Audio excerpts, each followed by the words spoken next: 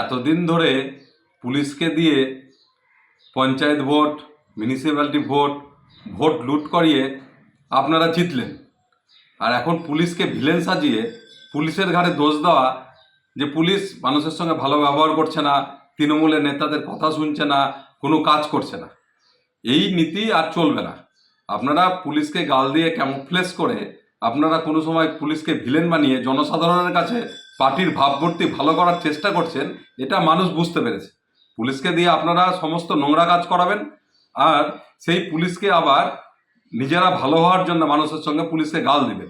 এই রাজনীতি পশ্চিমবঙ্গের জনগণ জেনে গেছে, এগুলো বলে আর কোনো কাজ হবে না।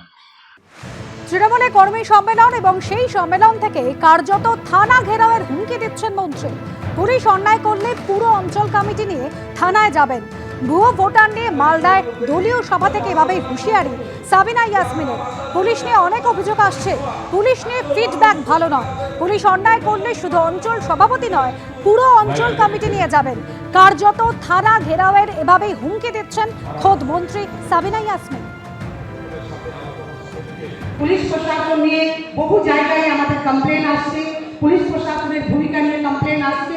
আমি আপনাদেরকে অনুরোধ করব, যদি কোনো কর্মীর বিরুদ্ধে আঘাত হানে বা যদি ইলিগাল কোনো মানুষের উপরে যদি পুলিশ প্রশাসনের কোনো ইলিগাল হস্তক্ষেপ থাকে, পাবলিককে যদি হ্যারাস করে, সেই ক্ষেত্রে কেবল অঞ্চল প্রেসিডেন্ট নয়, অঞ্চল কমিটি আপনারা থানায় যাবেন, তবে এরা কিন্তু শিক্ষা পাবে না, পাবে না।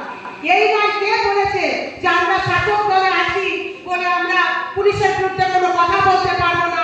কে বলেছে যে আমরা লিগাল ওয়েতে কথা বলার পরে আমরা সেই জায়গাটাতে লিগাল ভাবে কথা বলতে পারবো না? বুথে যদি কোনো ঘটনা ঘটে, যদি অত্যাচারিত হয় পাবলিক, সেখানে বুথ কমিটি গিয়ে থানায় যাবে। আমি বলছি যখন দেখা যাবে নিজের রাস্তা নিজের জায়গা আমাদেরকেই ঠিক করতে হবে, কেউ ঠিক করে দেবে না। বহু জায়গায় বলছি ফিডব্যাক ভালো নয়। আজকে জানি এটা আমি বিতর্কিত কথা বলছি, কিন্তু আমার কাছে আমার কর্মীরা সব থেকে আগে, আমার কাছে আমাদের বুথের সাধারণ মানুষ। এবার নদিয়ার কালীগঞ্জ, সেখানে তৃণমূলের পঞ্চায়েত সমিতির সভানেত্রীর নাম রয়েছে দুটি বিধানসভার ভোটার তালিকায়, আর এই নিয়ে বিতর্কও দানা বেঁধেছে। সোশ্যাল মিডিয়ায় পোস্ট করেছেন বিজেপি নেতা তরুণ জ্যোতি তিওয়ারি। বিতর্কের কেন্দ্রে তৃণমূল পরিচালিত কালীগঞ্জ পঞ্চায়েত সমিতির সভানেত্রী শেফালি খাতুন। ভোটার তালিকায় তার নাম রয়েছে নাকাশিপাড়া এবং কালীগঞ্জ বিধানসভায়। আর তৃণমূল নেত্রী নিজে দাবি করছেন শ্বশুরবাড়ি নাকাশিপাড়া হলেও তিনি কালীগঞ্জের দেবগ্রামে থাকেন। নাকাশিপাড়ার ভোটার তালিকা থেকে নাম কাটানো হলেও বাদ পড়েনি জেনে তিনি বিস্মিত হয়েছেন।